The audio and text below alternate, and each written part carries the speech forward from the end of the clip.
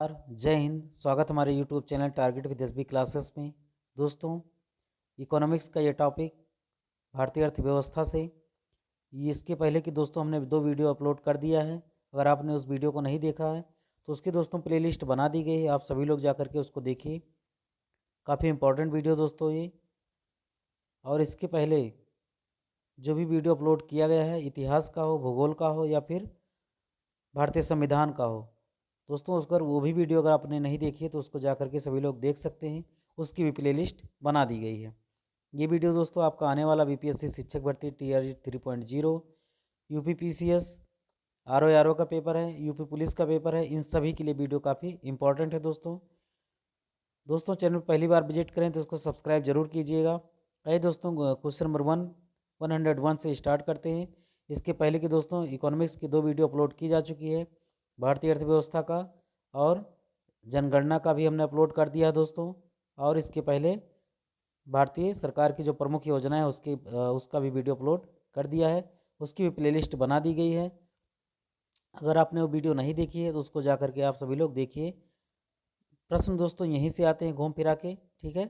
तो आपको इसको रिवाइज करने की बार बार ज़रूरत पड़ती है। आइए देखते हैं दोस्तों क्वेश्चन नंबर 101। देश में कृषि एवं ग्रामीण विकास हेतु वित्त सुविधा उपलब्ध कराने वाली सर्वोच्च संस्था कौन सी है? नाबार्ड, क्षेत्रीय बैंक, भूमि विकास बैंक या फिर सहकारी बैंक? तो 101 का जो सही आंसर दोस्तों वो है आपका नाबार्ड। क्या है? नाबार्ड। और जो दोस्तों नाबार्ड की जो स्थापना हुई थी, ये कब हुई थी? 12 जुलाई 1982 को। कब हुई थी? 12 जुलाई 1982 की। इसका जो दोस्तों फुल फॉर्म होता है national bank for agriculture and rural development, ठीक है। National bank for agriculture and rural development, ग्रामीण क्षेत्रों में कृषि विकास के लिए, ठीक है। ये बहुत ही सर्वोच्च संस्था है दोस्तों ये, ठीक है। ये दोस्तों इसका जो मुख्य काम है, ये विकास बैंक है दोस्तों ये, जिसे ग्रामीण क्षेत्रों में समृद्धि को बढ़ावा देने के लिए ग्रामीण क्षेत्रों में कृषि हो गया, लघु उद्योग हो गया या फिर कोई कुटीर उद्योग हो गया, ग्रामोद्योग या फिर हस्तशिल्प के लिए, इसके विकास के लिए क्या करती है? ये ऋण प्रदान करती है। क्या करती है? सबको कर्ज देती है ये, ठीक है। तो ग्रामीण क्षेत्रों के विकास के लिए, कृषि एवं ग्रामीण विकास के लिए सबसे क्या है? सर्वोच्च संस्था है। Question number 103। मंदड़िया एवं तेजड़िया शब्दावली किससे संबंधित है? बीमा व्यवसाय से, बैंकिंग व्यवसाय से, आयात निर्यात से या फिर शेयर बाजार से? तेजड़िया एवं मंदड़िया। तो सही आंसर दोस्तों आपका शेयर बाजार से। किससे संबंधित है? शेयर बाजार से। Question number 104। टोक्यो स्थित स्टॉक एक्सचेंज का क्या नाम है? हांगकांग, निक्की, टोकाक या फिर डो जोन्स? तो सही आंसर दोस्तों आपका निक्की। क्या नाम है? निक्की। Question number 105। वर्ष 2011 की जनगणना के अनुसार भारत की कुल जनसंख्या कितनी है? तो सही आंसर दोस्तों आपका 121 करोड़, ठीक है, या 1.21 अरब। Question number 196। भारत में पहली नियमित जनगणना कब प्रारंभ हुई थी? 1872 में, 1878 में, 1881 में या फिर 1890 में? तो सही आंसर दोस्तों आपका 1881 ईस्वी में, लॉर्ड रिपन के कार्यकाल में। 1872 में दोस्तों भारत की जनगणना शुरू हुई थी, किसके काल में? लॉर्ड मेयो के कार्यकाल में, ठीक है। लेकिन इसको 1881 से प्रति 10 वर्ष के अंतराल पर इसको नियमित कर दिया है। तो पहली बार कब हुआ था? नियमित कब किया गया? 1881 ईस्वी में, ठीक है। Question number 107। 2011 की जनगणना के अनुसार भारत की कौन सी जनगणना थी? ठीक है, यानी कि ये कौन से नंबर की जनगणना थी? 2011 की जनगणना। सही आंसर दोस्तों आपका 15वीं। कौन सा है? 15वीं। अगर 2021 की जनगणना हो जाती तो कितनी हो जाती? 16वीं। कितनी हो जाती? 16वीं। लेकिन अभी इसकी रिपोर्ट नहीं आई है दोस्तों, तो इसके बारे में आपको कुछ भी अभी याद रखने की ज़रूरत नहीं है। आपको ये जो है क्वेश्चन याद करना है दोस्तों। जनगणना की वीडियो हमने अपलोड कर दिया है दोस्तों, ठीक है। और जा करके सभी लोग देखिए उसको, फिर इस क्वेश्चन को हल करिएगा, तो आपका क्या होगा? अधिक से अधिक क्वेश्चन सही होगा। जनसंख्या विभाजक दशक किसे कहा जाता है? 1901 से 1911, 1911 से 1921, 1921 से 1931 या फिर 1971 से 1981? 108। तो सही आंसर दोस्तों आपका 1911 से 1921 को। ठीक है, अगर वर्ष कहा जाएगा तो क्या होगा आपका 1921। ठीक है, क्यों? क्योंकि इसके बाद क्या हुई थी, जनगणना जो हमारी जनसंख्या है वो लगातार बढ़ती ही गई और कम नहीं हुआ। ठीक है, और यहाँ पर क्या हुआ था, जनगणना का हमारी जनसंख्या क्या हो गई थी, कम हो गई थी। क्वेश्चन नंबर 109, निम्नलिखित में से किस राज्य में सर्वाधिक अनुसूचित जनजातियां निवास करती हैं? झारखंड, मध्य प्रदेश, छत्तीसगढ़ या फिर उत्तराखंड? सही आंसर दोस्तों आपका मध्य प्रदेश। क्या सही है? मध्य प्रदेश। क्वेश्चन नंबर 110, 2011 की जनगणना के अनुसार सर्वाधिक जनसंख्या वाले राज्यों का घटता हुआ क्रम क्या है? ऐसा ही प्रश्न दोस्तों पीसीएस के एग्जाम में पूछा जाता है। ठीक है, इसीलिए मैं आपको बार बार आगाह करता हूं कि ऐसे प्रश्न पर हमेशा जो है फोकस करिए। कम से कम 3 स्टेट का आपको याद ही होना चाहिए। तो कौन सा है दोस्तों आपका? उत्तर प्रदेश, महाराष्ट्र, बिहार, यही आपका आंसर सही हो जाएगा। क्वेश्चन नंबर 111, 2011 की जनगणना के अनुसार सबसे कम जनसंख्या वाले राज्यों का बढ़ता हुआ क्रम कौन सा है? सिक्किम, मिजोरम, गोवा या फिर सिक्किम, मिजोरम, अरुणाचल प्रदेश या फिर सिक्किम, गोवा, मिजोरम या फिर सिक्किम, गोवा, अरुणाचल प्रदेश? आप दोस्तों वीडियो को पॉज करके भी आप अपने आंसर को क्या कर सकते हैं, दे सकते हैं, और आप लिख के बताइए कि कितना मेरा प्रश्न यहाँ पे सही हो रहा है। ठीक है, तो 111 का जो सही आंसर दोस्तों वो है आपका सिक्किम, उसके बाद मिजोरम, फिर अरुणाचल प्रदेश। ठीक है, क्वेश्चन नंबर 112, सर्वाधिक घनी आबादी वाले राज्य घटते क्रम में कौन से हैं? तो सही आंसर हो जाएगा इसका दोस्तों आपका ऑप्शन नंबर सी, बिहार, फिर पश्चिम बंगाल, फिर केरल। ठीक है, क्वेश्चन नंबर 113, 2011 की जनगणना के अनुसार सबसे कम घनी आबादी वाले राज्यों का बढ़ता हुआ क्रम क्या है? अरुणाचल प्रदेश, मिजोरम, सिक्किम, अरुणाचल प्रदेश सब में है दोस्तों। ठीक है, तो सही आंसर हो जाएगा दोस्तों आपका अरुणाचल प्रदेश, फिर मिजोरम और फिर सिक्किम। ठीक है, ये सबसे कम घने घने बसे हुए क्या हैं, राज्य हैं। क्वेश्चन नंबर 114, 2011 की जनगणना के अनुसार सर्वाधिक लिंगानुपात वाले राज्यों का बढ़ता हुआ क्रम क्या है? सबसे पहले स्थान पर क्या है दोस्तों आपका? केरल है। कौन सा है? केरल। उसके बाद दोस्तों आपका है तमिलनाडु, उसके बाद क्या है? अरुणाचल प्रदेश। ठीक है, तो यही आपका सही आंसर है। क्वेश्चन नंबर 115, जनगणना 2011 के अनुसार सबसे कम लिंगानुपात वाले राज्यों का बढ़ता हुआ क्रम कौन सा है? तो सबसे पहले कौन सा आ जाएगा? हरियाणा। ठीक है, हरियाणा में क्या लिंगानुपात कितना है? 879, सबसे कम यहीं पर है स्टेट में। तो सही आंसर हो जाएगा दोस्तों आपका हरियाणा, फिर जम्मू कश्मीर और फिर सिक्किम।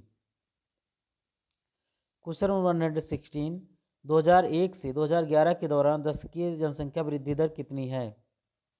तो आप ऑप्शन को देख सकते हैं, सही आंसर हो जाएगा आपका दोस्तों 17.7%। क्वेश्चन नंबर 117, जनगणना 2011 के अनुसार भारत में प्रति 1000 पुरुषों पर महिलाओं की संख्या कितनी है? 939, 943, 933 या फिर 937? तो सही आंसर दोस्तों आपका 943। जनगणना 2011 के अनुसार किस राज्य में स्त्री साक्षरता दर सर्वाधिक है? ठीक है, तो कौन सा है? केरल है। कौन सा है? केरल। स्त्री और पुरुष दोनों में साक्षरता दर क्या है वहाँ पर? सबसे अधिक है। क्वेश्चन नंबर 119, जनगणना 2011 के अनुसार किस केंद्र शासित प्रदेश में स्त्री साक्षरता दर सर्वाधिक है? चंडीगढ़, दिल्ली, लक्षद्वीप या फिर दादरा एवं नगर हवेली? तो सही आंसर दोस्तों आपका लक्षद्वीप। क्या सही है? लक्षद्वीप। क्वेश्चन नंबर 120, जनगणना 2011 के अनुसार किस राज्य में स्त्री साक्षरता दर सबसे कम है? बिहार, हरियाणा, उत्तर प्रदेश या फिर राजस्थान?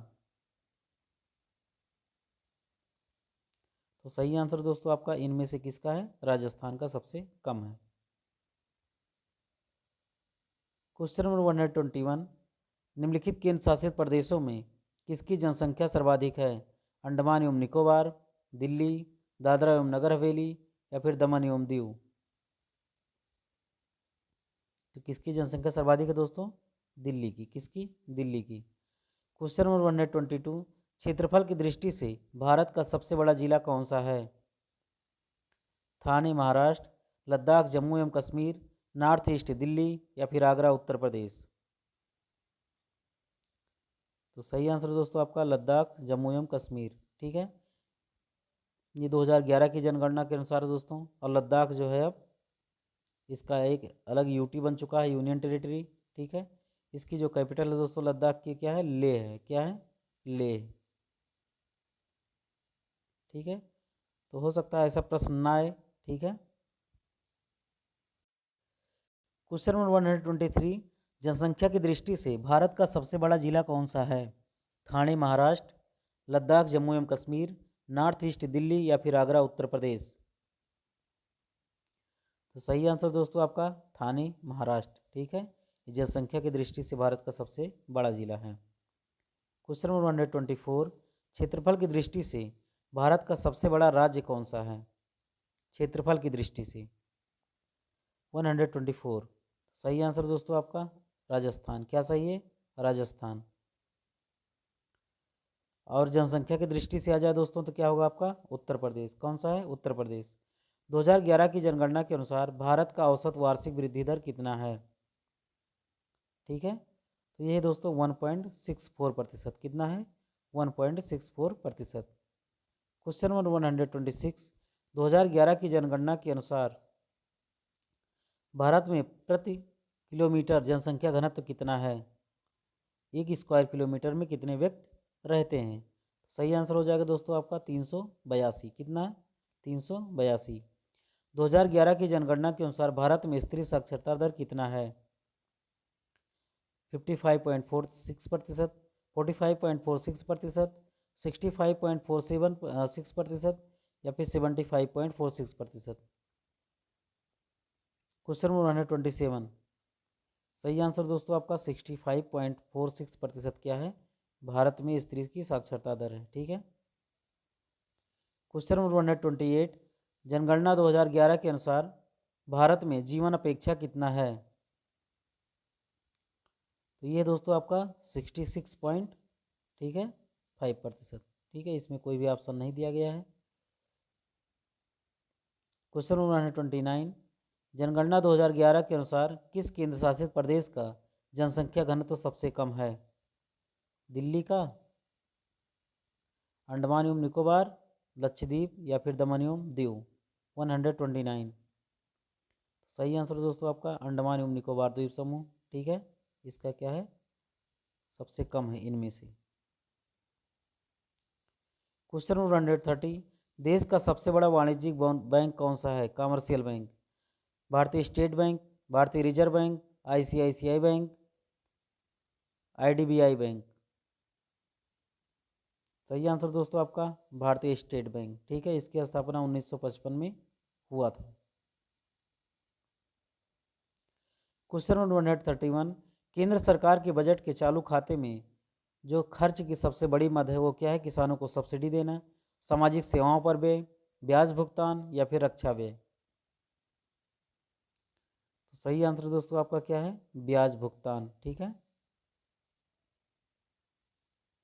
भारत सरकार को ब्याज पर अधिक पैसे खर्च करना पड़ता है। क्वेश्चन नंबर 132, आर्यन मल्होत्रा समिति का संबंध किससे था? कर सुधार से, बीमा क्षेत्र से, बैंकिंग क्षेत्र से या फिर बीमार उद्योग से। सही आंसर हो जाएगा दोस्तों आपका बीमा क्षेत्र से। किससे? बीमा क्षेत्र से। भारतीय जीवन बीमा निगम की स्थापना हुई थी कब दोस्तों? 1956 में। कब? 1956 में।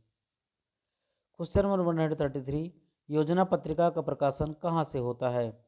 मानव संसाधन विकास मंत्रालय द्वारा, सूचना एवं प्रसारण मंत्रालय द्वारा, प्रकाशन विभाग द्वारा या फिर उपरोक्त में से कोई नहीं। तो सही आंसर दोस्तों आपका सूचना एवं प्रसारण मंत्रालय द्वारा योजना एवं पत्रिका का क्या होता है? प्रकाशन होता है। भारत का वित्तीय वर्ष कब से प्रारंभ होता है? 1 जनवरी, 28 फरवरी, 1 मार्च से या फिर 1 अप्रैल से। सही आंसर दोस्तों आपका 1 अप्रैल से। 1 अप्रैल से लेकर के और आपका 31 मार्च तक क्या होता है? एक वित्तीय वर्ष होता है। क्वेश्चन नंबर 135, गिल्ड एज्ड बाजार का संबंध किससे है? करेंसी नोट से, सोना चांदी की या फिर सराफा से, सरकारी प्रतिभूतियों से या फिर निगम ऋण पत्र से? सही आंसर दोस्तों आपका सरकारी प्रतिभूतियों से। ठीक है, गिल्ड एज्ड बाजार का संबंध है। Question number 136, bank note press कहाँ स्थित है? नासिक, देवास, नोएडा या फिर मुंबई? सही आंसर दोस्तों आपका देवास। ठीक है, मध्य प्रदेश। 10 रुपये या इसके ऊपर के नोट पर किसके हस्ताक्षर होते हैं? वित्त मंत्री, वाणिज्य मंत्री, भारतीय रिजर्व बैंक या फिर प्रधानमंत्री? 10 रुपये या इससे ऊपर के नोट पर किसके हस्ताक्षर होते हैं दोस्तों? तो ये होते हैं आपके भारतीय रिजर्व बैंक के, यानी कि रिजर्व बैंक ऑफ इंडिया के। 1 रुपये के नोट पर किसका हस्ताक्षर होता है दोस्तों? ये होता है वित्त सचिव। ठीक है, वित्त सचिव सरकार का जो होते हैं, ठीक है, उन पर उनका साइन होता है। क्वेश्चन नंबर 138, भारतीय रिजर्व बैंक का राष्ट्रीयकरण कब किया गया? 1947, 1948, 1949 या फिर 1951? तो सही आंसर दोस्तों आपका 1949 में आरबीआई का नेशनलाइजेशन कर दिया गया था। इसकी स्थापना दोस्तों 1 अप्रैल 1935 को इसकी स्थापना की गई थी। ठीक है, किसका? रिजर्व बैंक ऑफ इंडिया का। क्वेश्चन नंबर 139, निजी क्षेत्र में देश का पहला निर्यात प्रोसेसिंग क्षेत्र ईपीजेड की स्थापना कहाँ की गई थी? एक्सपोर्ट प्रोसेसिंग जोन, सूरत, कांडला, विशाखापट्टनम या फिर नंदीग्राम? सही आंसर दोस्तों आपका सूरत में। कहाँ पर? सूरत में। क्वेश्चन नंबर 140, भारत में ग्रामीण बैंक की स्थापना कब की गई थी? 19 नवंबर 1970, 2 अक्टूबर 1975, 21 मई 1972 या फिर 14 नवंबर 1972? तो सही आंसर दोस्तों आपका 2 अक्टूबर 1975 को भारत में ग्रामीण बैंक की स्थापना की गई थी। ठीक है, प्रथम ग्रामीण बैंक की स्थापना कब की गई थी? 2 अक्टूबर 1975 को। तो ये था दोस्तों आपके बीच में 40 महत्वपूर्ण प्रश्न। ठीक है, चाहे आपका पीसीएस का हो, आरओ का हो, यूपी पुलिस का हो, बीपीएससी टीआरई 3.0 की बात हो। ठीक है, जिस भी एग्जाम में दोस्तों इकोनॉमिक्स से रिलेटेड प्रश्न आते हैं, उन सभी के लिए वीडियो काफ़ी इंपॉर्टेंट है दोस्तों। तो मिलते हैं दोस्तों नेक्स्ट वीडियो में बहुत जल्द। Thanks for watching. जय हिंद।